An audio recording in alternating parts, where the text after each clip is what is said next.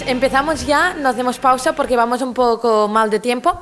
Antes de irnos a las 8, os pediría que os quedarais aquí porque haremos una foto, ¿vale? Bueno. Bien.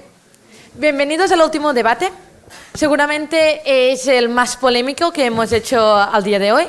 Y aquí tenemos a dos grandes del tema.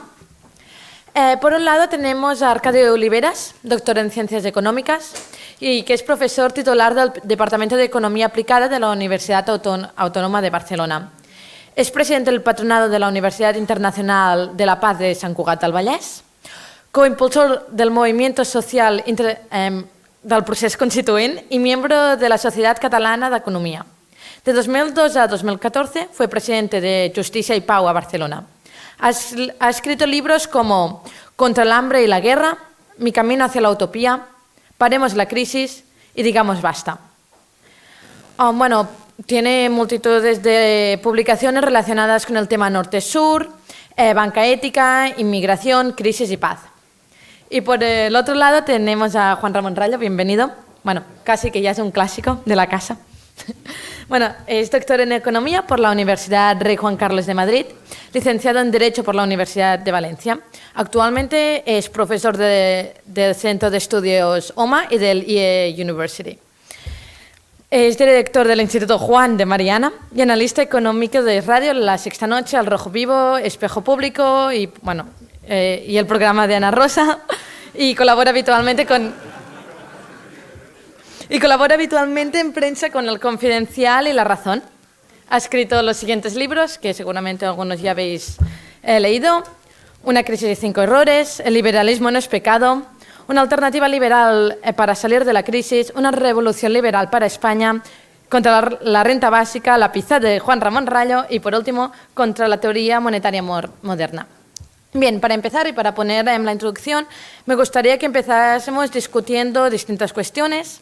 El capitalismo como sistema económico se ha ido poniendo en duda ya durante el último siglo y más recientemente con la crisis económica que hemos vivido.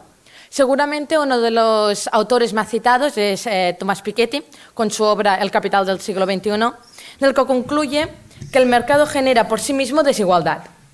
En esta afirmación también entra en juego, a ver si lo podéis comentar un poco, el enfoque del valor del capital, backward looking, o sea que el stock de capital es una acumulación ancestral del ahorro versus forward looking. También me gustaría que comentarais qué papel tiene el capitalista en todo el sistema y, bueno, pues la relación entre capitalismo y desigualdad, que es el tema del debate de hoy. Empezaremos pues con el doctor Oliveras, tiene 10 minutos y después tendremos 10 minutos para exponer sus tesis. Molt bé, doncs molt bona tarda a totes i tots. Gràcies per aquesta invitació. És possible que digui algunes heterodòxies, però suposo que per això m'han convidat. I per tant, ho diré. Ho diré i ja d'entrada. Si hem de començar a parlar del capitalisme, el primer que haig de dir és que és un sistema nefast, inhumà i que hauria de deixar d'existir ara mateix. Això és el primer que això voldria dir per deixar clara la meva postura. Si no, em penso que la cosa pot quedar una mica dubtosa. No ho dic perquè sí. Ho dic per alguna raó. Quan per primera vegada vaig posar els peus a una facultat d'econòmiques, no pas com a professor, sinó com a alumne, per tant ja es veu que m'estic referint més o menys a la prehistòria, em van dir que l'economia era aquella ciència, cosa que encara dubto, que es dedicava a administrar uns recursos escassos que ens dona la naturalesa per transformar-los i un cop transformats obtenir béns i serveis que fossin útils per a la cobertura de necessitats humanes. Us asseguro que és l'única definició que vaig recordar de la carrera. La naturalesa ens dona tota la seva riquesa, nosaltres la transformem i obtenim béns. Jo què sé, anem al bosc, trobem fusta, la tallem i fem una taula que cobreixi una necessitat. Això és la base de l'economia. Cobertura de necessitats de les persones. Us asseguro que si el primer dia de qualsevol de vosaltres entrant a la facultat li pregunten què és l'economia, et parlarà de la balança de pagaments, et parlarà del producte interior brut, et parlarà de la inflació, et parlarà del dèficit públic i mai et parlarà d'allò que s'ha de parlar, que és de cobrir les necessitats de les persones. L'economia ha d'estar al servei de la gent. I la qüestió és, està al servei de la gent? Òbviament no, perquè la necessitat número 1 de la gent és, sens dubte, l'alimentació. I em penso que tots som conscients, perquè l'ONU es cansa d'explicar-nos cada moment, que aquesta necessitat humana d'alimentació no està coberta. No està gens coberta. Aproximadament entre 900 i 1.000 milions de persones pateixen fam en el món. I d'aquests 1.000 milions de persones que pateixen fam en el món, segons totes les estadístiques que he pogut llegir, aproximadament gairebé 50.000 persones moren de fam cada dia. Un sistema econòmic que és capaç de matar 50.000 persones de fam cada dia no té cap tipus de justificació legal. Cap tipus de justificació moral, tampoc. És evident. Ara, hi ha una cosa que és pitjor, o dues coses que són pitjor. Segona cosa que és pitjor, mira per on, d'aliments en el món no en falten, sinó que en sobren. És el sistema comercial del capitalisme el que ho fa inviable. D'aliments, l'agricultura i la ramaderia en produeix més dels que serien necessaris per donar-li a tothom les calories. Però què passa? Que uns en tenim molt i els altres en tenen poc. I encara una altra cosa pitjor, que el 30% de la producció alimentària es llença. Una altra aberració d'aquest sistema. No pot llençar el 30% dels aliments, i ho fa. I una última cosa en aquest primer punt. Resulta que, com vosaltres sabeu, perquè s'ha tractat aquí i s'ha tractat en els diaris de fa molt de temps, a partir del 15 de setembre del 2008 es va començar a produir allò que diem la crisi. I el primer resultat de la crisi, que encara l'apliquem a hores d'ara, es va dir rescat bancari. Aquest tema m'ha obsessionat amb els 9 anys que portem de crisi. Quant diner públic hem destinat al rescat bancari? I aquí suposo que us agradarà per la vostra manera de pensar. Hem destinat, si no m'equivoco, perquè ho he calculat bastant aproximadament, 4.600.000 milions de dòlars. Una part en forma de crèdit, una altra part en forma directa de donatiu. Sisplau, el mateix any 2008, l'ONU havia demanat una quantitat simbòlica per rescatar el món de la fam. I havia estipulat aquesta quantitat amb 50.000 milions de dòlars. Els països rics no li van voler donar. I en canvi li han donat 4.600.000 per rescat bancari. Feu senzillament una divisió, 4.600.000 dividit pels 50.000 milions que l'ONU demanava, veureu que el resultat és el número 92. Amb els diners que s'han destinat amb aquest sistema capitalista a rescatar la banca durant aquests 8 anys, hauríem pogut eliminar la fam en el món 92 vegades. Penso que amb això es justifica bastant bé que no hi estigui d'acord. Què ha passat? Doncs que mentrestant, ja sé que he ocupat 5 minuts, però si em deixeu els altres 5, parlaré de la segona part, que és la de la desigualtat. Aquest sistema és, com es diu molt bé, generador de desigualtat. No cal que ho digui en Piketty, ja s'havia dit molt abans. Les desigualtats són cada vegada més grans, tant a nivell internacional com a nivell intern dels països. Quan aquí a Catalunya va començar a preocupar el tema de la cooperació al desenvolupament, i estic parlant de l'any 82-83, quan la gent va veure que a més dels problemes interns hi havia els problemes del que en dèiem en aquell moment el tercer món, vàrem fer un càlcul per sensibilitzar la gent. I vàrem comparar la renda per càpita del 20% més ric de la població mundial versus la renda per càpita del 20% més pobre.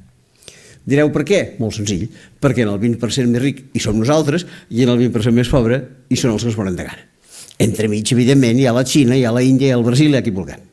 Però el 20% de dalt es interessava i el 20% de baix es interessava. Quin era en aquell moment el diferencial que van calcular? En termes de paritat de poder adquisitiu. La relació era aproximadament de 1 a 30. En aquest moment, la relació entre aquest 20% més ric i el 20% més pobre és de 1 a 85. Em penso que hi ha raons per pensar que les diferències han crescut. Per què han crescut? Doncs, home, jo diria que ara, això més aviat serà qüestió del segon tema, perquè parlarem de relacions comercials, però aquí hi ha algunes coses que s'haurien de dir. El propi sistema capitalista porta interioritzat l'arrel d'aquesta diferenciació, amb 3 o 4 elements que jo crec que són moralment inacceptables. I els diré, suposo que per generar polèmica. Primer, la plusvàlua, que moralment no es pot acceptar. Segon, el tipus d'interès, que moralment no es pot acceptar. I tercer, l'especulació, que moralment no es pot acceptar. Aquests 3 elements han generat unes diferències que si hi ha temps després us explicaré, però encara penso que ja són els 10 minuts, ho deixo de moment aquí. Gràcies.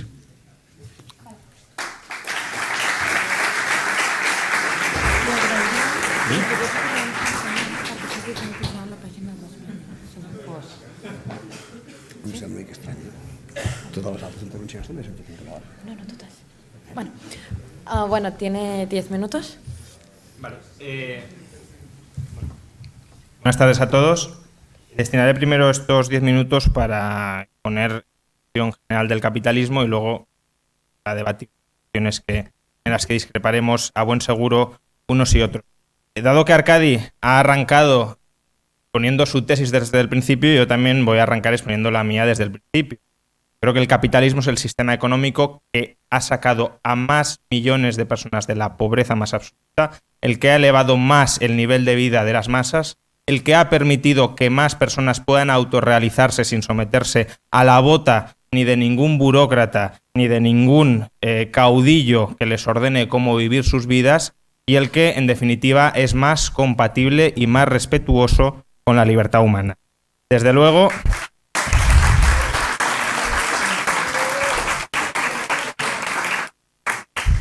podemos ver qué entendemos por capitalismo. Claro, meter el rescate de la banca dentro del capitalismo, cuando es una operación tremendamente estatista para rescatar a entidades financieras privilegiadas por el Estado, pues eso tiene más de socialización de pérdidas y, por tanto, de socialismo para ricos que de capitalismo de libre mercado. Pero bueno, antes de entrar en el debate en cuestión, como os decía, dejadme exponer qué entiendo yo por capitalismo, y además empezando desde un punto de partida muy similar al de Arkady. Es decir, toda sociedad tiene un problema bastante básico, y es cómo los individuos se coordinan para, utilizando recursos que son escasos, entre ellos su tiempo, su necesidad de hacer otras cosas, cómo, utilizando esos recursos que son escasos, se organizan para cooperar todos ellos de tal manera que todos ellos salgan ganando de esa cooperación. Y evidentemente las opciones de cooperación potenciales entre 7.500 millones de personas son gigantescas. Y no es fácil juzgar qué opciones de cooperación son mejores a otras.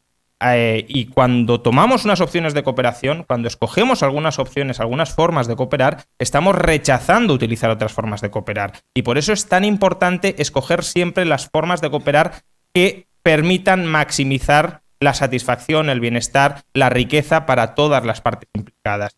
No porque haya otras formas de cooperar que sean necesariamente nefastas, sino porque si no son las mejores, estamos perdiendo todo aquello que podríamos ganar si mejoráramos en los términos de cooperación. Entonces, si hay tantas potenciales, de hecho ni siquiera están dados de por sí, no es que haya un listado de millones de opciones y haya que escoger alguno, sino que ni siquiera ese listado está dado, ni siquiera lo conocemos. Si hay tantas opciones posibles de cooperar, ¿cómo escogemos cuál es la opción preferida en cada uno de los casos?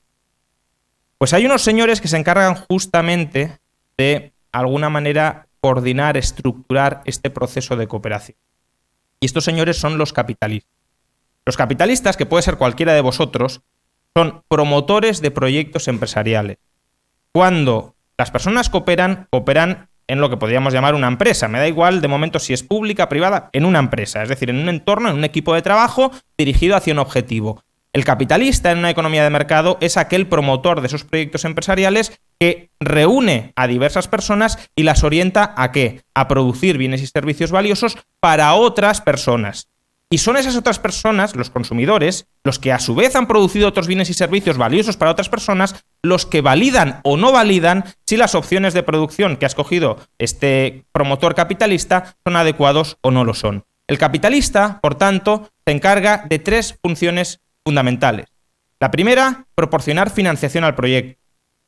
El capitalista renuncia a gastar su financiación en los placeres a los que podría dedicarse, y utiliza esa financiación para contratar a trabajadores, para comprar materias primas que de momento no les sirven para nada a él mismo. El dinero que paga sí sirve al trabajador, al vendedor de materias primas para consumir ya de inmediato, y es esa financiación la que permite poner en marcha el proyecto cuando ese proyecto todavía no está dando ningún fruto y quizá ni lo termine dando. Y esa es la segunda función fundamental del capitalista: asumir riesgos, internalizar en sus propias carnes riesgos. Imaginemos que cada trabajador no es que tuviese el riesgo de perder su casa por el hecho de estar hipotecado y quedarse sin empleo, sino que para empezar cualquier proyecto tuviese que hipotecar su casa y si ese proyecto sale mal, la perdiera de inmediato. No que se quede desempleado y pierda su sueldo, sino que pierda todo su patrimonio por el hecho de equivocarse en un mercado. Sería un sistema verdaderamente devastador que muchas personas no querrían, en el que muchas personas no querrían participar. Por eso, por ejemplo, contratamos seguros, porque no queremos asumir todo el riesgo en nuestras propias carnes. Bueno, el capitalista es el que dice, yo me como vuestros riesgos, yo arriesgo mi capital, y si me equivoco en este proyecto, yo pierdo, no perdéis vosotros. Vosotros os quedáis sin empleo, evidentemente, porque significa que el proyecto ha muerto y no sigue adelante. Pero que muera ese proyecto no significa que usted se quede sin ningún tipo de ahorro. Si usted no ha metido en este proyecto su ahorro, usted no pierde su ahorro. Y esa es la segunda función fundamental del capitalista. Centralizar riesgos, internalizar los riesgos de los demás. Y tercera función fundamental del capitalista, ser capaz de montar el proyecto.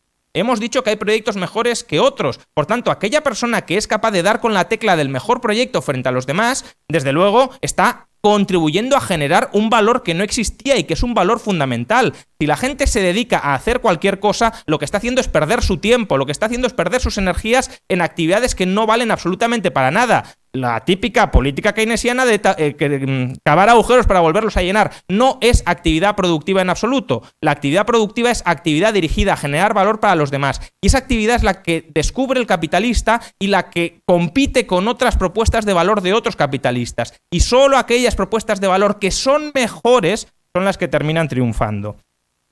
Por eso la plusvalía, que es simplemente la participación relativa del capitalista en este proceso social de generación de riqueza, no solo no es inmoral, sino que es absolutamente legítima y absolutamente beneficiosa para que un sistema económico funcione. No pagarle plusvalía al capitalista sería explotar al capitalista, sería obligarle a trabajar, a prestar financiación, a asumir riesgos, a dedicar su tiempo a coordinar a los factores productivos sin pagarle lo correspondiente a su contribución en esa generación de trabajo. Entonces, la riqueza, cuando hablo de riqueza me voy a referir al patrimonio, en las sociedades capitalistas modernas es fundamentalmente títulos de propiedad sobre esos proyectos empresariales. Es verdad que puede haber otras formas de riqueza, como la vivienda, pero fundamentalmente y cada vez más en las economías capitalistas, la riqueza está materializada en forma de títulos de valor sobre los proyectos empresariales que crea el capitalista, ya sea títulos de valor títulos de propiedad o títulos sobre sus flujos de caja futuros, por ejemplo, títulos de renta fija. Entonces, la desigualdad en el capitalismo es la desigualdad en la tenencia de esos títulos sobre empresas generadoras de valor o sobre los beneficios que generen esas empresas generadoras de valor. Y eso yo creo que nos puede ayudar a entender por qué es lógico que haya desigualdades de riqueza, pero por qué esas desigualdades de riqueza, si son el resultado de lo que he expuesto, o comentaré qué pasa cuando son el resultado de otras problemáticas, si son el resultado de lo que he expuesto, ¿por qué no son en absoluto criticables? Hay tres razones que permiten, por lo que he comentado,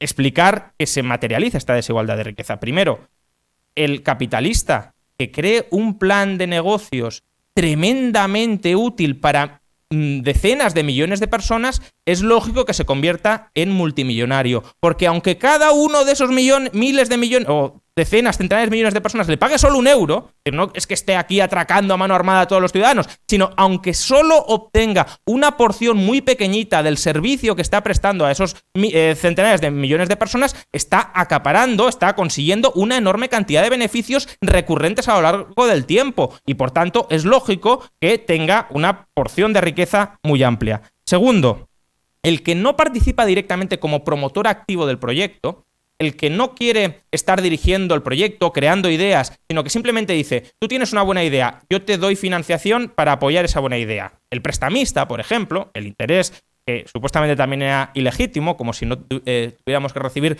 compensación o no la mereciéramos por el hecho de abstenernos de consumir incluso durante periodos larguísimos de tiempo, pues ese prestamista pues financia estos proyectos empresariales y también aquí es lógico que haya desigualdad. ¿Por qué? Porque cuando uno no crea proyectos empresariales de la nada, es decir, no crea un valor gigantesco de la nada, sino que tiene que ir acumulando el valor que otros han generado, pues evidentemente aquí sí que podríamos tener una perspectiva parecida al backward looking, es decir, yo soy rico en la medida en que acumulo activos que tienen un valor que ha sido generado por otros, cuando una persona es joven, no tiene prácticamente margen, no tiene prácticamente tiempo para acumular grandes cantidades de esta riqueza.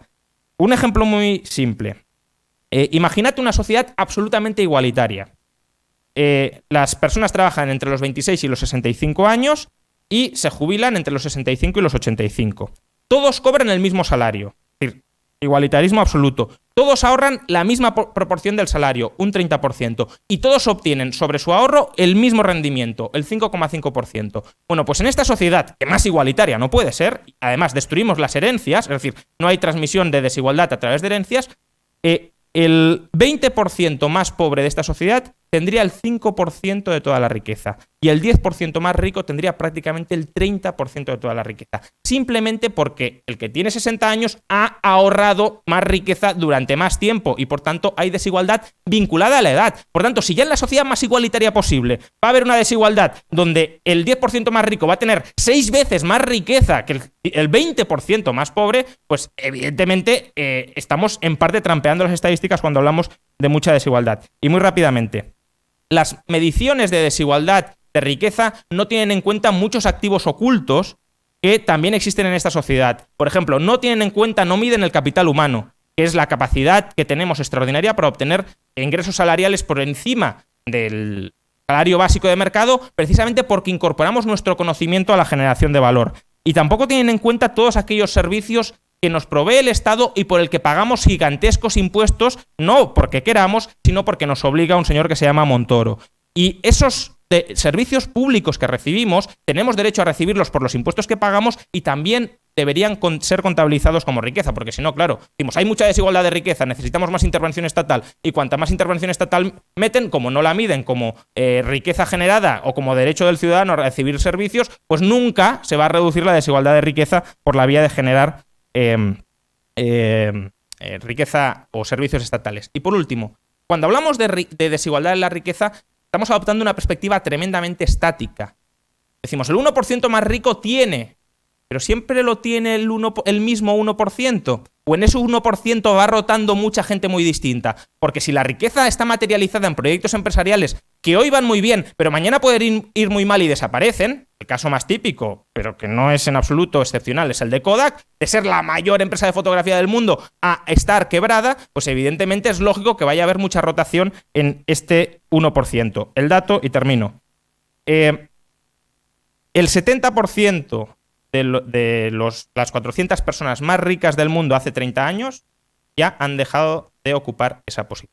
Por tanto, hay mucha rotación en la riqueza, porque la riqueza es un valor tremendamente volátil que está subordinado a generar continuamente valor para el consumo.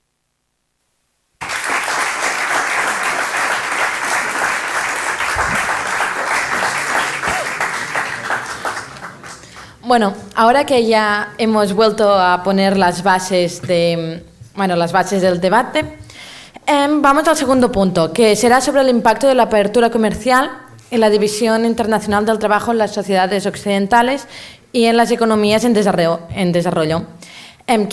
Las preguntas serían, ¿qué efectos ha producido la globalización en el crecimiento económico? ¿Ha disminuido la pobreza? ¿Ha disminuido la equidad? ¿Es un crecimiento sostenible? En definitiva, proteccionismo y soberanía económica o globalización y librecambismo. Ahora empezamos con el profesor Rayo. Tiene 10 minutos, después 10 minutos y lo reduciremos a 3 minutos de réplicas, ¿vale? Bien, como decía al principio, el capitalismo es el sistema económico que ha sacado a más centenares de millones de personas de la pobreza.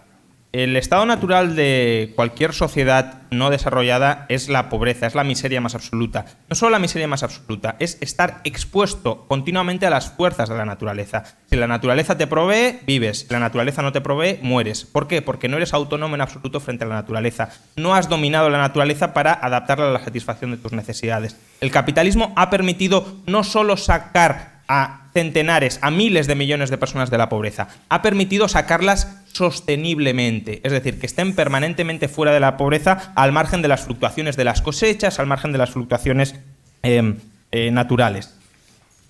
Por desgracia, este proceso de creación de riqueza y de escape de la pobreza, de evasión de la pobreza era un proceso que hasta muy recientemente solo había afectado a aquellas economías que habían abrazado siquiera tímidamente el capitalismo. Es decir, simplemente había beneficiado a lo que se conoce como Occidente. Pero el resto del mundo había quedado excluido de ese proceso de escape de la pobreza, no por el capitalismo, sino por la falta de capitalismo en cada una de esas economías. Es decir, por la falta de entornos institucionales donde se respete escrupulosamente la propiedad privada pacíficamente adquirida y donde se respeten los contratos voluntariamente suscritos entre las partes y donde no existan élites institucionales extractivas que atraquen a las personas. Por fortuna, la globalización, sin haber extendido el capitalismo ni muchísimo menos en muchos de estos países, simplemente abriendo un poco la puerta a una economía algo más de mercado en buena parte del mundo, ha tenido unos resultados absolutamente espectaculares en los últimos 30 años. En los últimos 30 años, el número de pobres, definiendo pobres como aquellas personas que ingresan menos de $2 diarios en paridad de poder adquisitivo, ha bajado de 1.850 millones a 770. En términos porcentuales, términos relativos, del 35% al 10,5%. Y tened en cuenta que durante este periodo la población mundial se ha duplicado. Población mundial que, en ausencia de globalización y de capitalismo, habría engrosado las filas de la pobreza, no de la riqueza, porque no se nace rico, se nace pobre, salvo que consigas generar riqueza para ti y para tu descendencia. Y eso es lo que consigue el capitalismo. Pero no solo ha aumentado la renta per cápita y no solo se ha reducido el número de pobres definidos en función de un determinado umbral de renta per cápita. Si miramos el alfabetismo, también ha pasado del 60 al 85%. Es decir, el analfabetismo ha caído del 40 al 15%. La esperanza de vida global ha aumentado en todos los continentes en alrededor de 5 años. Y la desigualdad de la renta mundial no ha subido, ha bajado por primera vez en la historia. El Gini de renta global ha caído de 70 a 60, gracias sobre todo a que miles de millones de pobres en China y en el sudeste asiático han salido de la pobreza. Y esa evasión, esa escapada de la pobreza de más de 1.000 millones de personas, de casi 2.000 millones de personas, evidentemente ha estrechado las desigualdades globales, porque aun cuando esas personas no vivan de una manera que podemos considerar desde un punto de vista occidental digna, el mero hecho de haber salido de la hambruna más absoluta a tener la supervivencia al menos asegurada ha sido un salto cualitativo enorme que los ha acercado, aunque sea tímidamente, a estándares de vida occidentales y por tanto ha estrechado las desigualdades globales. Yo creo que cualquier persona que valore mínimamente la igualdad de las personas, que valore mínimamente la capacidad de las personas para desarrollarse, para prosperar, para subsistir, debería estar entusiasmado de los últimos 30 años en la historia de la humanidad, porque han sido el periodo de la historia donde más gente ha salido de la pobreza, donde más gente se ha desarrollado. Y por tanto, aunque podamos pensar que el sistema es perfectible, ha sido hasta el momento el mejor sistema que nos ha dado capacidad para sacar, a miles de millones de la pobreza. Ahora bien, hay personas de derecha nacionalista que consideran que lo que suceda fuera de sus estrechas fronteras nacionales no cuenta absolutamente para nada. Que América primero, España primero, Cataluña primero, quien sea primero, la comunidad nacional primigenia primero, para anteponerse a la libertad y a la prosperidad del resto de las personas. Y por eso hay gente que es crítica con este proceso de globalización. Porque dice, sí, la globalización está claro que ha beneficiado a los países pobres, al menos a aquellos que han abrazado la globalización. A África no la ha beneficiado precisamente por eso, porque no se ha globalizado. Pero ha beneficiado a los países pobres, pero ha empobrecido a las clases medias de los países ricos. Y el típico argumento en este sentido es el famoso elefante de Milanovic. No sé si lo habéis visto. Es una representación gráfica donde se representa, valga la redundancia, cuánto han aumentado las rentas de los percentiles de la distribución mundial de la riqueza. Es decir, se divide a toda la población mundial en muy pobre, pobre, medio pobre, clase media mundial, clase media alta mundial y clase muy alta mundial, desde un punto de vista global, porque la mayoría de vosotros estaréis en la clase muy alta mundial simplemente porque las clases medias mundiales, por desgracia, siguen siendo muy pobres. Bueno, lo que ilustra este gráfico hace algo así, por eso es un elefante, porque parece que tiene cuerpo, luego desciende con la trompa y vuelve a subir. Lo que supuestamente ilustra este elefante es: los pobres se han enriquecido mucho durante los últimos 30 años, de hecho su renta per cápita ha aumentado entre un 60 y un 120% según el percentil de renta, pero las clases populares de Occidente, que es donde desciende la trompa, no se han beneficiado tanto. No es que hayan salido perjudicadas. Según el gráfico, su renta per cápita ha subido un 10, que no está mal, pero aparentemente como que se queda corto. Sobre todo porque el top 1% o el top 5% también ha mejorado en torno a un 50%. Entonces, ¿cómo puede ser que el top 5% mejore un 50% y entre los percentiles 80 a 95 se hayan quedado estancadas? Entonces se nos dice, claro, este gráfico explica el descontento con la globalización. Este gráfico explica por qué está habiendo un rebrote de opciones nacionalistas, de opciones proteccionistas, de opciones mercantilistas en Francia, en Reino Unido, en Estados Unidos, etc. Este gráfico tiene una manipulación fundamental, y es que en la definición de clases populares globales, es decir, donde desciende la trompa, está incluyendo a los países que han hecho la transición desde la miseria del socialismo al capitalismo, y a Japón, que es una economía devastada por políticas keynesianas. Por tanto, ¿por qué desciende la trompa? ¿Por qué se estanca la renta en estos tramos de la distribución mundial de los ingresos? Simple y llanamente por estos dos factores. Por el desplome de las economías socialistas, que condenan a años de estancamiento a esas sociedades y que solo ahora han empezado a levantar muy tímidamente la cabeza, con lo cual, claro, en 3 décadas has tenido fundamentalmente un estancamiento, y luego Japón, que es un desastre de economía, donde el gobierno ha hecho de todo para reflotarla y lo único que ha hecho ha sido hundirla más. Si eliminamos de la distribución mundial de la renta a las economías exsocialistas y a Japón, no hay trompa alguna. Con lo que nos encontramos es con una línea recta.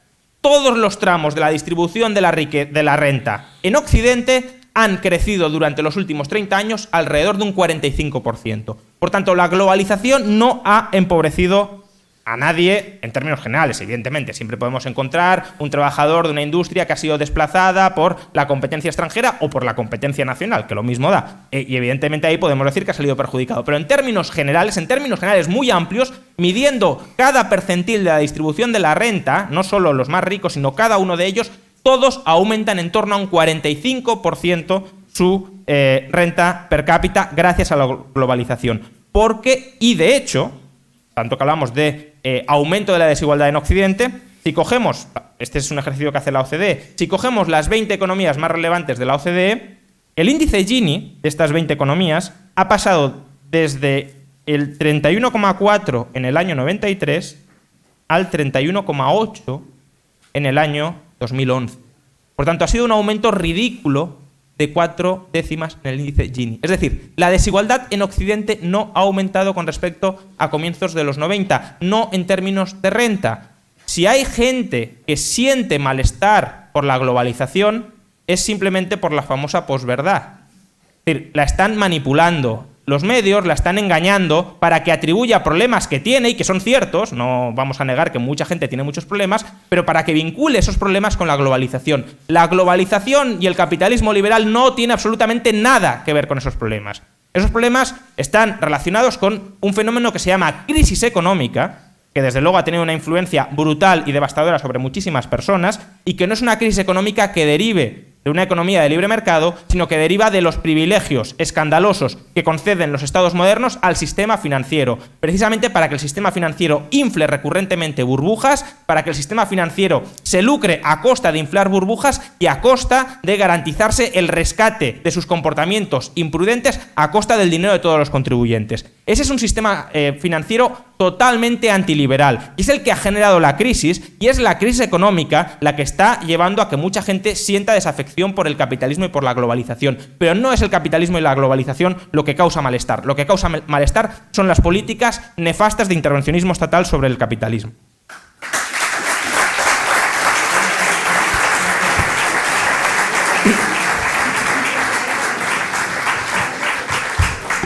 Bueno, pues doctor Oliveras, cuando quiera. Bien, antes he empezado en catalán. La moderadora me ha pedido que hable en castellano. Lo haré con mucho gusto, como lengua vehicular. Pero, sin embargo, antes de continuar, quiero decir una cosa y que quede clara. Este país se llama Cataluña y su lengua es el catalán. Y nada más.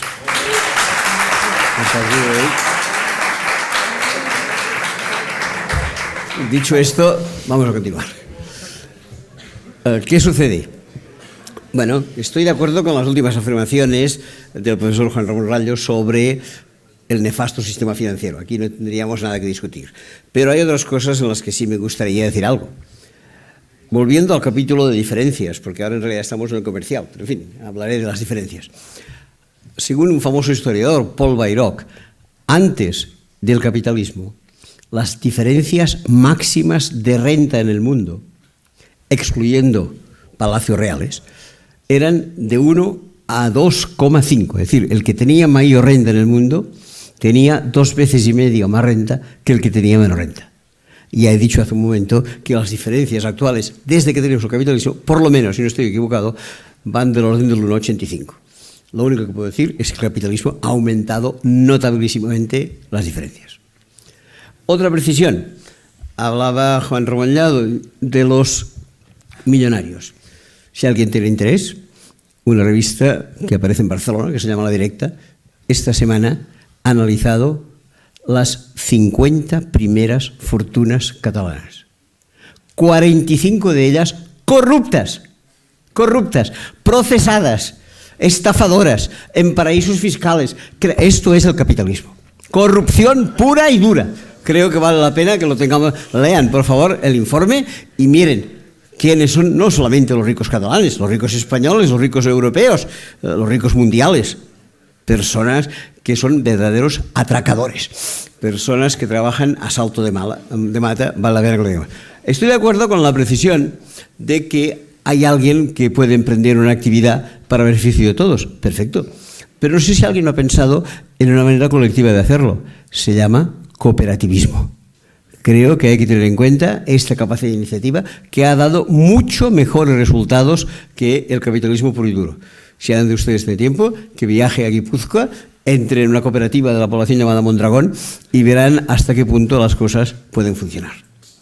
Y ya entrando directamente en el tema que se me ha pedido, que es lo de la liberalización comercial, lo primero que quiero decir es que la competencia perfecta solo existe en los libros de texto, en ningún otro sitio.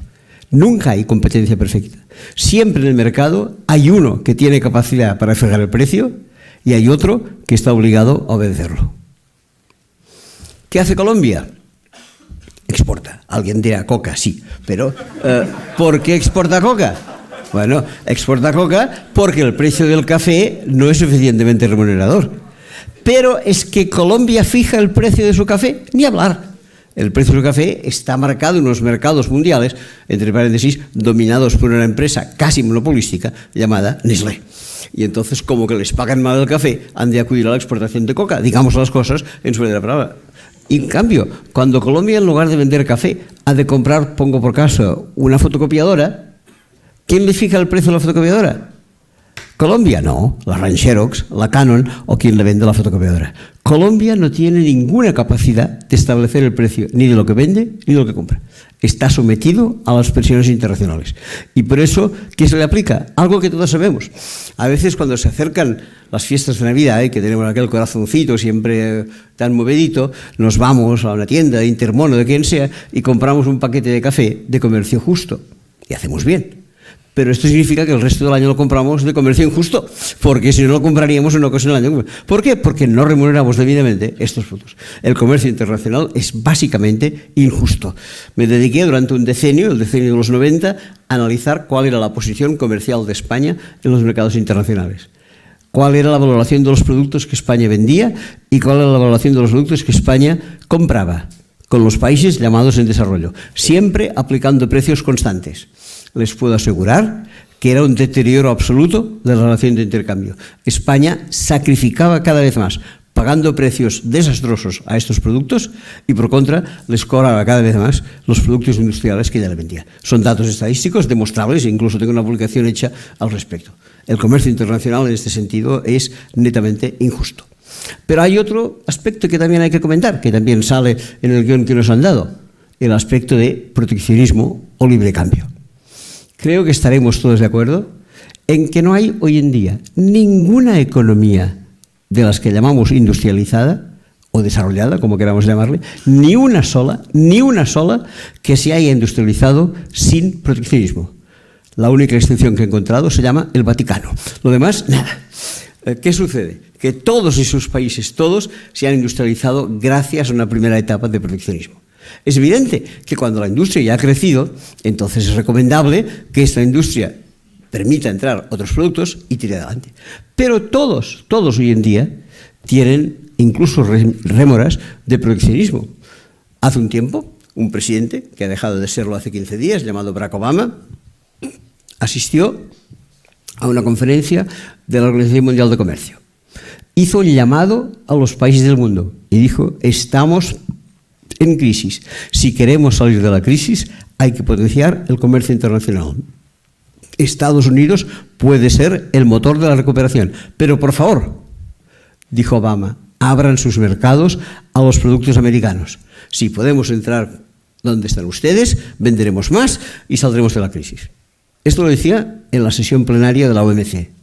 A su regreso a Washington, al día siguiente, el señor Barack Obama firmaba un decreto impidiendo la entrada de productos provenientes de Brasil porque decía que perjudicaban a la economía norteamericana. De boquilla, todos somos absolutamente librecampistas. En la práctica, todo el mundo es proteccionista. Y aquellos que no han tenido ocasión, antes se ha hablado, por ejemplo, de los países africanos, de tener un desarrollo adecuado en su momento, ahora es muy difícil que puedan aplicar esta política proteccionista que nosotros hemos aplicado. Aquí recordaremos todos el desarrollo industrial de España en los años 60, las fábricas de coches, proteccionismo puro y duro. Ahora ningún país de estos lo puede aplicar porque hay una organización nefasta, absolutamente nefasta, llamada Organización Mundial de Comercio, que lo que ha hecho es rebajar completamente las tarifas aduaneras. Piensen ustedes que en el momento de su aparición, que no se llamaba Organización Mundial de Comercio, sino que se llamaba GATT, en 1948, las barreras aduaneras en el mundo eran de un 40% ad valorem, 40% de arancel. Hoy en día, de promedio, las fronteras aduaneras en el mundo son del 3,9%. Hemos pasado de un mundo proteccionista a un mundo de libre cambio, en el cual, por descontado, siguiendo mi argumento, la desigualdad es cada vez mayor. Lo dejo.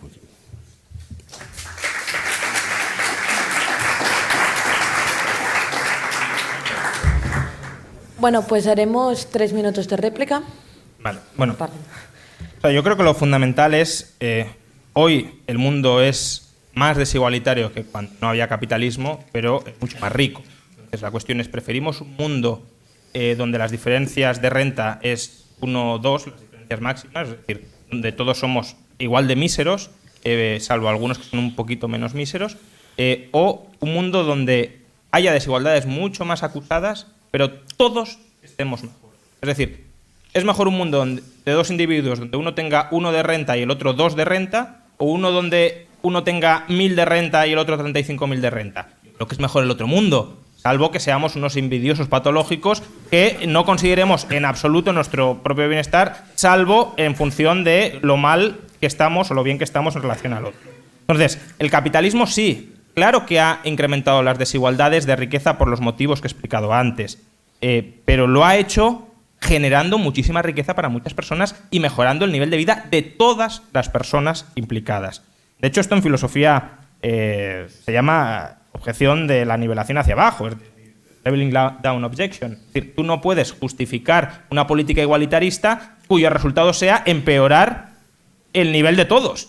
Es decir, que seamos más iguales empeorando el nivel de todos no es una situación mejor, es una situación peor. Podemos justificar una situación más igualitarista si mejoráramos, si algunos mejoraran, incluso empeorando otros. Eso sería un argumento válido, pero una más igualitaria donde todos empeoran no tiene sentido. Y luego, solo otro argumento muy breve, porque bueno, podríamos tocar muchos, pero que las 45, 49, 50 mayores fortunas de Cataluña o de España sean fortunas corruptas, construidas en connivencia con o en cercanía con el poder político a costa de extraer rentas para los demás, eso, de nuevo, no es capitalismo. Podríamos llamarlo corporativismo, podríamos llamarlo mercantilismo, podríamos llamarlo, incluso si queremos meter el término capitalista para que no se diga capitalismo extractivo, capitalismo gubernamental, capitalismo de Estado. Llamémosle como queramos, pero desde luego no es el capitalismo de libre mercado que defendemos los liberales. Esto es construir unas élites extractivas, una connivencia sector privado, sector público para sablear al resto de la población. Y eso no es capitalismo. Y la riqueza construida sobre el expolio de los demás, ya sea la riqueza pública o la riqueza privada construida sobre el expolio coactivo de los demás, desde luego no tiene nada de liberal ni nada de capitalista liberal. Las cooperativas las cooperativas son un instrumento empresarial perfectamente legítimo dentro de una economía de mercado, que compitan con el resto. Si son mejores, que demuestren que son mejores. Si son mejores, triunfarán, crearán más empleo, los cooperativistas no se sentirán explotados por la plusvalía de los capitalistas, se lo repartirán todos entre ellos y el mundo será maravilloso a través del sistema cooperativista. Si no son capaces de derrotar a las empresas capitalistas, porque también hay ventajas muy claras en las empresas capitalistas pueden tener inconvenientes frente a las cooperativas, pero las cooperativas también tienen inconvenientes frente a las empresas capitalistas, pues entonces saldrán perdiendo. Simplemente, pues que compitan. Y por último, el hecho de que todas las economías se hayan industrializado con aranceles no significa que se hayan industrializado gracias a los aranceles. Se pueden haber industrializado a pesar de los aranceles. Y de hecho, creo que es muy evidente que todos los países que han escapado de la pobreza, al menos de la pobreza absoluta, en los últimos 30 años, habrían tardado muchísimo más en salir de ella si no hubiesen tenido acceso a vender sus productos a los mercados occidentales. Y no es compatible decir, nos han empobrecido, es decir, necesitamos aranceles para protegernos de sus productos, con, a su vez, decir que ellos se han empobrecido. Ellos se habrán podido enriquecer y a nosotros nos habrán podido empobrecer. En realidad, nada de eso. Como ya he comentado, todos hemos salido ganando, menos los empresarios ineficientes que necesitaban aranceles para poder sobrevivir. Pues ahora tienen sus 3 minutos. Una pequeña nota muy breve. Ciertamente, en Cataluña hay muchas fortunas corruptas, pero no olvidemos la historia. Muchas de ellas han nacido, y se puede acreditar, gracias a algo que nos da pena decirlo. Se llama tráfico de esclavos. Hoy en día, todavía, una parte importantísima de las grandes fortunas catalanas, miren ustedes los principales honores, son fruto de aquella liberalización que Carlos III ofreció para que pudiéramos ir a América cuando habíamos sido castigados por Felipe V por el decreto de Nova Planta para que no fuéramos allí. Y cuidado, uno de los máximos enriquecimientos en este tráfico de esclavos perteneció a un personaje que desgraciadamente tiene todavía una estatua en la Villa Laietana de Barcelona. Se llama Antonio López Marqués de Comillas. Les digo una cosa, este señor fue uno de los primeros financiadores de algo que tenemos a 200 metros de aquí y que se llama la Sagrada Familia. Vale la pena que conozcamos nuestra historia para ver cómo van las cosas. Bien, dicho esto, que era una pequeña nota al margen, sí que quiero referirme un poco a este famoso tema de las empresas. Claro que las empresas crecen, pero nadie ha nombrado algo que es importantísimo y que se llaman puertas rotatorias. Los que triunfan en las empresas, en buena medida, es porque tienen connivencia con el poder económico. Nombre propio, un tal Rodrigo Rato. Creo que lo identifica perfectamente cómo funcionan estas cosas. Y una última cosa, para no entretenerme en este punto, hay una afirmación que sé que es mayor y por tanto no es menor y no se puede discutir aquí, pero de las palabras del compañero Rayo entiendo que da por sentado algo que yo no lo doy por sentado, que el crecimiento siempre es positivo, o no. Porque hay unas limitaciones en el planeta enormes. El día que no tengamos petróleo, el día que no podamos respirar el aire, el día que estemos todos contaminados, el día que el cambio climático nos afecte, aquel día quizá nos arrepentiremos de haber optado por un crecimiento. Eso es lo que quería decir.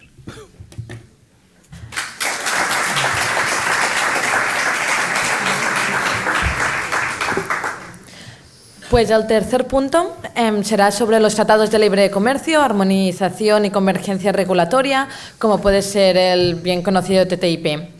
Son una oportunidad o una amenaza. ¿A quién beneficia tener una regulación unificada? Y si hay ganadores o perdedores. Haremos 5 minutos y 2 de réplicas. Si quiere empezar. Bien, siempre se habla, cuando hablamos de estos elementos de tratados de libre comercio, el primero que hay que poner encima de la mesa es el que nos afecta más de cerca, que se llama la Unión Europea, o como se llamaba en su tiempo, las Comunidades Europeas. Efectivamente, las Comunidades Europeas permitieron que las economías funcionaran y, en el caso de español, además, permitió muchas ventajas. Pero ahora hay que decir, se hizo bien porque se establecieron elementos compensatorios. Se decía, el hecho de abrir el mercado a mayores dimensiones va a perjudicarles a ustedes, pero les vamos a compensar. Y el primero que pidió compensaciones era Italia. Porque recordemos que los 6 fundadores de las comunidades europeas, Alemania, Bélgica, Holanda, Luxemburgo, Francia, no lo necesitaban. Pero Italia sí que lo necesitaba. Tenía el famoso Mezzogiorno. Y pidió. Y de allí nacieron las políticas regionales comunitarias, de las cuales, entre paréntesis, España se benefició enormemente a partir de 1986, cuando nos incorporamos a las comunidades europeas. Estas medidas de precaución cuando se abren los mercados no se han tomado en cuenta, en cambio, en algo muy importante, que ha sido un absoluto desprestigio, que se llama el NAFTA, o el Tratado de Libre Comercio entre Canadá, Estados Unidos y México. No había ninguna medida compensatoria. Y si analizamos el desastre actual de la economía mexicana, que se ha convertido en el país más peligroso del mundo y además en el que hay más diferencias, no sé, no conozco todas las estadísticas, nos daremos cuenta que el NAFTA, el llamado TLC, ha sido para estos un verdadero desastre. Primera experiencia en Europa, digamos, admisible. Segunda experiencia en Norteamérica, desastrosa. Y ahora nos abren la puerta, a no ser que un simpático señor llamado Donald Trump nos la cierre, a aquello que se llama el TTIP, que no quería ser otra cosa que lo mismo, pero ampliado a dos elementos más, que no es solo el libre cambio de mercancías, sino la liberalización en los servicios y la liberalización en las inversiones.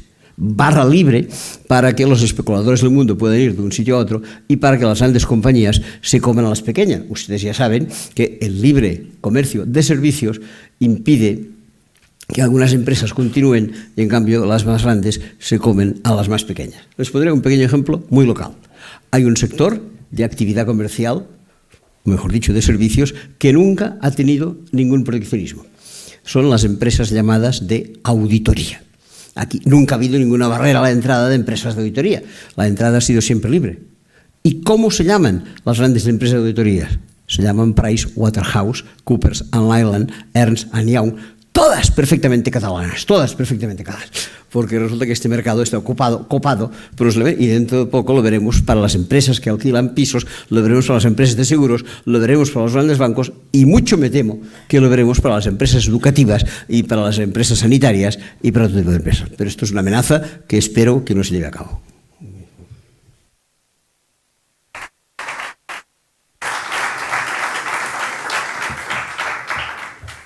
Pues cuando quiera. Sí, a ver, desde un punto de vista liberal, estos tratados mal llamados de libre comercio son controvertidos, porque como muy bien decías, son tratados de regulación o de armonización regulatoria. Y como siempre que hay una armonización, es decir, una homogeneización de las normas o de los impuestos, pues habrá que ver cuál es el saldo neto. No está claro ni muchísimo menos que el saldo neto sea beneficioso, incluso desde un punto de vista estrictamente de beneficios y pérdidas vinculados al tratado. Luego, además, puede haber problemas más institucionales. Es decir, es bueno que creemos normas cada vez más centralizadas y que vayamos, por tanto, centralizando cada vez más el poder, aun cuando pudiese haber ganancias derivadas del libre comercio vinculadas a esos tratados. Por tanto, como digo, el saldo neto es controvertido. Por ejemplo, el TPP, que Donald Trump ha abandonado, pues obligaba a las empresas online de países firmantes a que adoptaran los protocolos que Estados Unidos exige a sus empresas. Por ejemplo, el protocolo es si YouTube, si un usuario lanza una queja alrededor de un vídeo, YouTube tiene que revisar inmediatamente esa queja y quizá retirar el vídeo. Bueno, esto para una pequeña empresa que se pueda estar desarrollando en alguno de los países pobres antes del TPP puede arramblar con esas empresas porque son costes regulatorios absolutamente ingentes. Quien habla de regulación de negocios online, habla de propiedad intelectual o de cualquier otro sector donde haya armonización regulatoria. Puede ir bien en la medida en que liberalice, puede ir mal en la medida en que regule más. Ahora bien, sí hay una razón por la cual estos tratados comerciales no son malos, que es el argumento que yo creo que siempre subyace en la mayor parte de los críticos de estos tratados comerciales. Y es, en la medida en que abran el comercio, no son malos. Es decir, estos tratados son malos en la medida en que regulan y por tanto cierran el comercio, pero en la medida en que lo abren son muy beneficiosos. Y el último de los argumentos, o el más común de los argumentos para justificar que estos tratados son malos, son nefastos, es que están desindustrializando Occidente, como si Occidente fuese rico si está industrializado y no si hace una transición hacia una economía más basada en los servicios, en la tecnología, etc. Hay mucha obsesión con qué porcentaje de la población está trabajando o está siendo ocupada en el empleo, en el sector manufacturero, en la industria manufacturera, en crear productos y mercancías materiales a imagen y semejanza de Alemania, ¿no? La gran potencia exportadora de mercancías a escala mundial. Y se atribuye tanto a estos tratados como a la Organización Mundial del Comercio, a haber permitido a China entrar en la Organización Mundial del Comercio, el que Occidente se haya desindustrializado. Bueno, un economista no precisamente liberal, Bradford DeLong, hace unos días escribió un artículo que creo que es muy significativo a este respecto y simplemente lo que hace es recoger la evolución del empleo industrial. Muy rápidamente, en el año 1970 el 25% de la población estadounidense estaba en el empleo en el sector manufacturero. En el año 95, que es cuando entra en vigor NAFTA, ya había caído al 15%, es decir, casi a la mitad, sin NAFTA y sin China en la Organización Mundial del Comercio. Y en el año 2000, China entra en el año 2001, había caído al 13% y hoy está en el 8,5%. Es decir, la mayor parte de la caída se produce incluso antes de que tenga lugar esta entrada de China o de México en el NAFTA. Si miramos informes que tratan de estimar el coste en términos de empleos manufactureros de NAFTA o de la entrada de China en la Organización Mundial del Comercio, veremos que el coste es simplemente el 0,3% de todo el empleo en Estados Unidos. Por tanto, hemos pasado del 25 al 8,5 y solo 3 décimas se pueden, en todo caso, justificar, que no es pérdida de empleo neto, es recolocación de empleo manufacturero a otros sectores. Solo 3 décimas de pérdidas de empleo manufacturero se pueden explicar por estos tratados. No, China y México no nos están desindustrializando. Nos está desindustrializando el hecho de que la productividad por mercancías vaya en aumento y no haya tanta demanda en Occidente por esas mercancías. Pero justamente por eso, si queremos competir a escala global, tenemos que abrirnos y tenemos que exportar mercancías a otros países. Pues como vamos muy justitos de tiempo, haremos 1 minuto de réplicas. ¿Sí, va bien? ¿No tiene réplicas? Bueno, no pues se va a replicar a sí mismo. Vale, pues si perfecto. Lo intento, pero no. Bueno, pues entonces solo me gustaría que hicieras una pequeña conclusión de unos 3 minutos cada uno sobre qué políticas económicas creéis que serían beneficiosas para compensar los fallos de mercado que puedan existir en un mundo globalizado y también para mejorar, para evitar los fallos de Estado. Si quiere empezar. Bien, porque sí que habría bastantes cosas que decir al respecto, pero algunas las he mencionado. Hay que evitar la corrupción, no hay ninguna duda. Y España tiene los índices mayores de corrupción en el mundo. Vale la pena que lo digamos y, por tanto, que quede claro.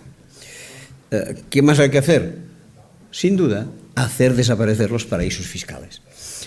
En este momento, los paraísos fiscales tienen escondida una cifra aproximada de 16 billones de dólares, lo cual significa 16 veces el Producto Interior Bruto español. Esta es la cantidad de... Y esto no puede ser. Pero cuidado, ¿quién gobierna hoy la Unión Europea?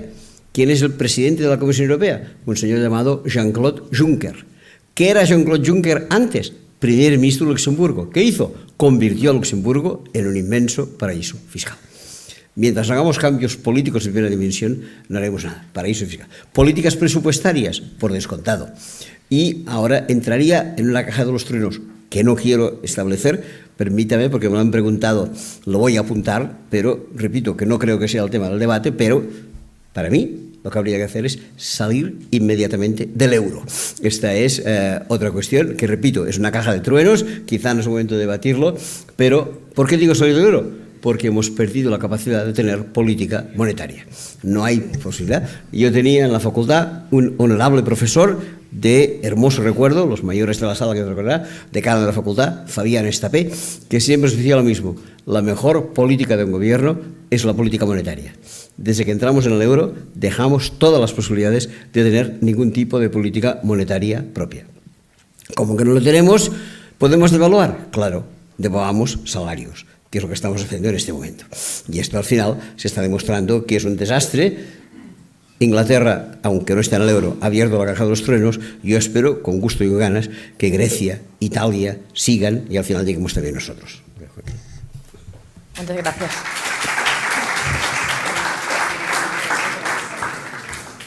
Adelante. Por supuesto, una forma... tenemos que combatir la corrupción, tenemos que combatir las puertas giratorias y la forma más eficaz de combatir la corrupción y las puertas giratorias es quitándole el poder a quien tiene hoy el poder y no debería tenerlo para corromperse y para corromperse en diferido a través de las puertas giratorias. Es decir, quitémosle capacidad para gastar y capacidad para regular al Estado sobre nuestras vidas, y si el Estado no tiene nada que vender, no habrá nadie que quiera comprarle nada porque no habrá nada que vender. Yo no eliminaría los paraísos fiscales, bueno, refugios fiscales en realidad, yo los extendería a todas partes. lo que...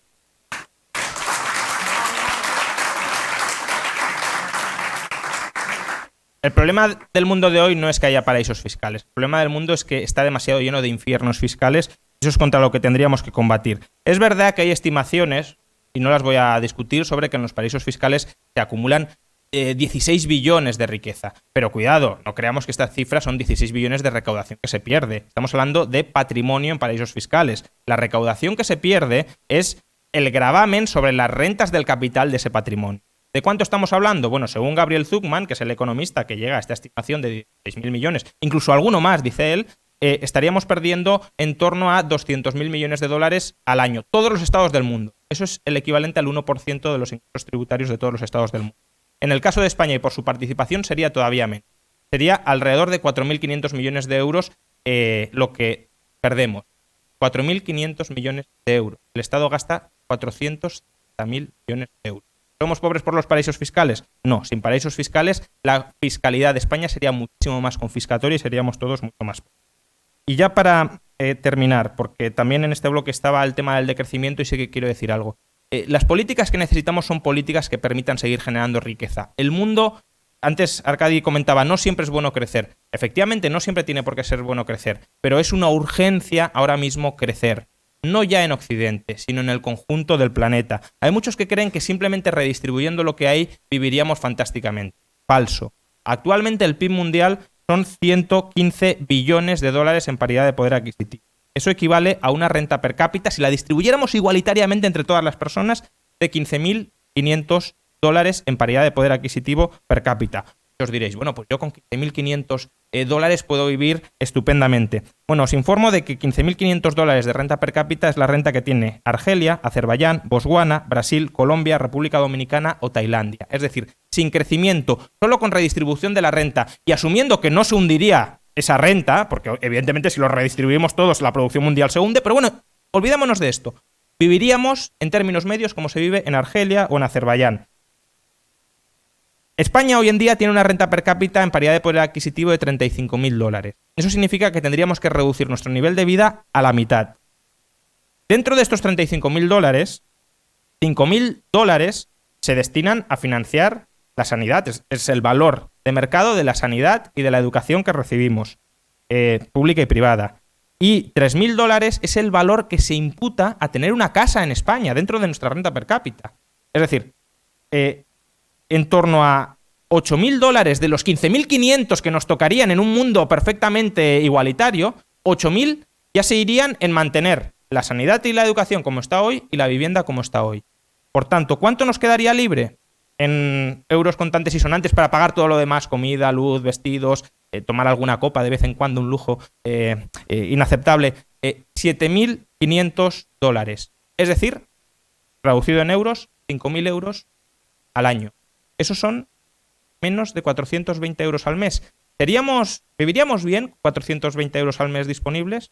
Pues bueno, ese es el destino al que nos condenan quienes pretenden simplemente redistribuir la renta mundial y no pretenden fomentar la expansión de la renta mundial. Quienes pretenden redistribuir el pastel en lugar de hornear el pastel para que éste crezca para todos.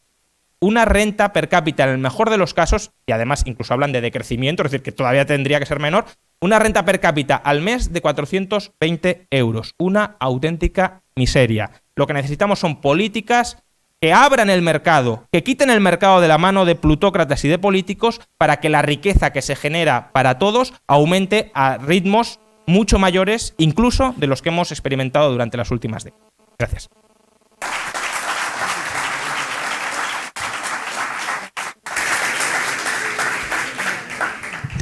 No voy a entrar en el debate, solamente antes he hablado de paraísos fiscales, pero no he dicho algo importantísimo, el fraude fiscal. No solamente hablo del dinero que está en las Bahamas o en las Bermudas, hablo del dinero que se esconde aquí. En España esto supone, según gesta el Sindicato de Inspectores de Hacienda, 93.000 millones de euros al año. Después ya hablaríamos del reparto y de estas otras cosas. Sí, bueno, no voy a entrar, pero vamos, los cálculos de gesta... Cuando queráis los estudiamos con un poco más de detalle. esos 93.000 millones los calcula Gesta en un informe absolutamente fantasma. Yo se lo he pedido en diversas ocasiones y nunca me lo han ofrecido, nunca me lo han dado. Lo están utilizando partidos como Podemos para respaldar su tesis sobre el fraude fiscal y es un informe que no existe. Porque además, si vais a la web, remite a un informe sin ningún tipo de link y es un informe que, insisto, ellos mismos te reconocen que no lo tienen. Lo último que sabía es que lo estaban elaborando en retrospectiva, pero creo que todavía no ha llegado. Vale, pues procederemos a hacer 2 preguntas por ahí y... Bueno.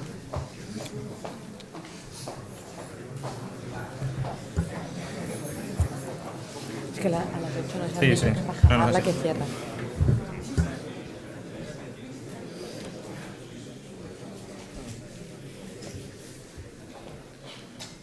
Jo tinc un dubte, Arcadi. Quin és el problema que una empresa sigui estrangera i treballi a Catalunya?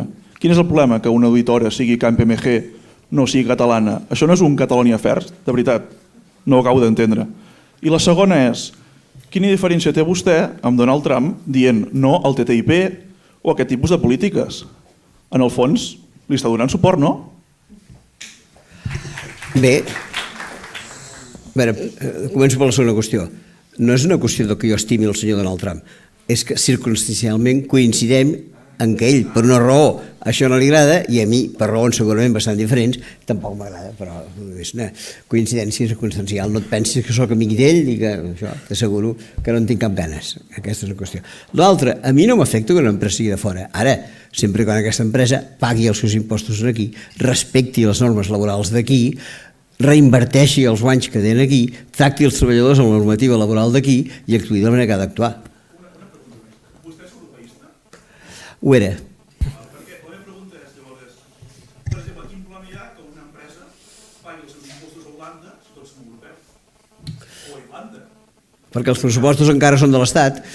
Si els pressupostos fossin europeus ja estaria d'acord, però Europa té sobre el total del pressupost dels diferents països, em penso que és una 30ª part, és a dir, el pressupost europeu deu ser una 30ª part del pressupost holandès i espanyol i italià i no sé què. Ara, si fos tot el pressupost europeu ja em semblaria bé, però no ho és. Solo un comentario muy breve sobre los beneficios de que entren empresas extranjeras. Antes estábamos comentando que gran parte de las fortunas catalanas y españolas, porque aquí sí que no hay ninguna diferencia, se han construido sobre la entente público-privada y sobre la connivencia entre el sector público y el privado para enriquecer al privado. Al final de lo que estamos hablando es de que aquí se han establecido redes caciquiles entre el empresariado local y los políticos locales. Y las puertas giratorias son entre empresas locales y entre políticos locales. Y por eso, no digo que sea el caso, pero por eso muchos se oponen a este tipo de tratados, porque creen que van a venir las empresas extranjeras y les van a quitar el chollo que tienen constituido durante décadas entre políticos locales y entre empresarios locales. Y por eso es beneficioso que vengan empresas extranjeras y limpien toda la podredumbre que se ha ido acumulando durante años y que no les sigan dando contratas públicas a empresas tremendamente ineficientes, pero que solo se las dan porque son formas de blanquear el dinero, de obtener prebendas a través de las famosas puertas giratorias, sino que se lo den a la empresa que sea globalmente más eficiente de todas, sea local, sea extranjera. Pasa que esto tiene un defecto, que también se establecen estas puertas giratorias a nivel internacional. Hay unos señores que se reúnen cada año en Davos, otros que se reúnen en el Club Bilderberg, que están haciendo exactamente lo mismo. Pero no creo que Apple coloque en su consejo de administración a un político catalán, valenciano, madrileño para que le dé un contrato público en una red local. Apple es la empresa más estafadora de impuestos del mundo, que quede claro. Básicamente lo que hace es defender su propiedad, pero bueno, ese es otro debate.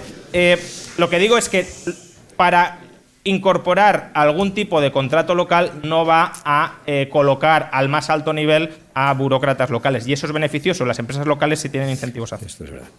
Vale, pues haremos otra pregunta. Tenemos 5 minutos, o sea que dinámico. Bueno, yo tengo una pregunta para Rayo. Antes has dicho que la globalización y el capitalismo ha sacado a las economías del sureste asiático de la pobreza. Sin embargo, detrás de esas economías también hay mucha intervención estatal y muchos programas de estímulo industrial, etc. Sin embargo, luego viene una crisis cambiaria y todas las economías palman y entonces es culpa del intervencionismo. Entonces me parece un poco tramposo que utilices el capitalismo para lo bueno, pero cuando vienen las malas, entonces ya es intervencionismo. Bueno.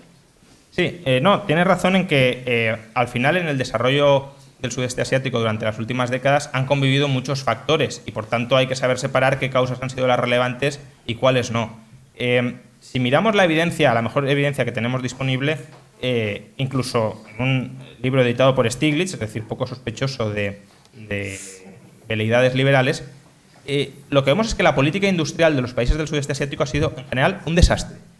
Es decir, que han incentivado el desarrollo de los sectores que luego han fracasado, lo han incentivado a costa de otras empresas que luego sí han salido adelante, que han tendido a copar los consejos de administración de las empresas, que han protegido los políticos locales, parando, desincentivando su desarrollo, y eso lo que significa es que esas economías se han desarrollado a pesar de esas políticas, no gracias a esas políticas. Podría ser gracias a esas políticas, porque efectivamente, como decimos, han convivido, pero la causalidad no ha sido así. Ha sido no gracias a, sino a pesar de.